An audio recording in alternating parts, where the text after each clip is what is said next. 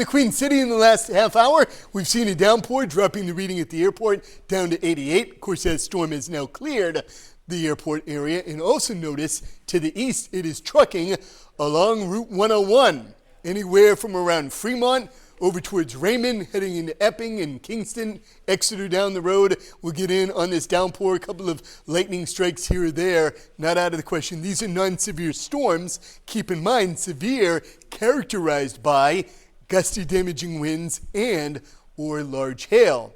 None of that happening, but lightning alone, of course, is quite dangerous. Farther to the north, a couple of downpours just east of Epsom, also around Stratford, moving quickly off to the east. Thankfully, fast enough so we don't have to worry about any flooding. There is a flood watch for Carroll County, but thankfully now the storms are not hitting that part of the state. And beyond the storm threat, after the midnight hour, we are going to clear out, and the humidity starts to head much lower than it is out there right now. So here's our timeline for these downpours and storms in the next hour, moving into the eastern part of the state. 10 or 11 o'clock tonight, it's done, and the humidity again will be the big story, the change for the weekend. At this hour, where the rain is not falling, 80s to around 90. Whitefield getting in on a downpour, as we just saw on radar. Same story in and around parts of the Great North Woods and the White Mountains. 76 cooler there in Portsmouth due to the sea breeze. But factor in the humidity, it feels like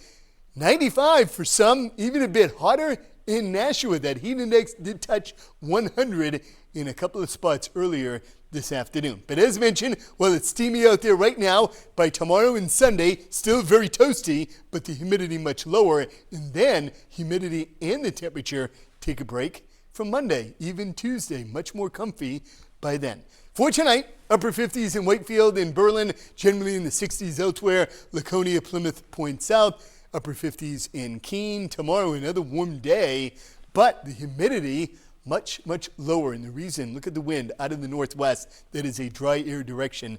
There is a chance we could eclipse 90 or hit it. Same story on Sunday. If that were to happen in places like Concord, Manchester, and Nashua, which reached it for the third straight day today to mark the first heat wave of the season, that could go on for a fourth or fifth day. But again, humidity much lower.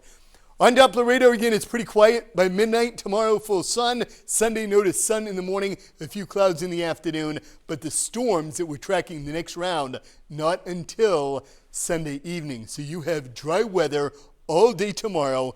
And outside of a spot shower north, it is dry through the course of the weekend. Here's a breakdown of the next 7 days ahead. Notice the temperatures are still quite hot, much more comfortable starting on Monday.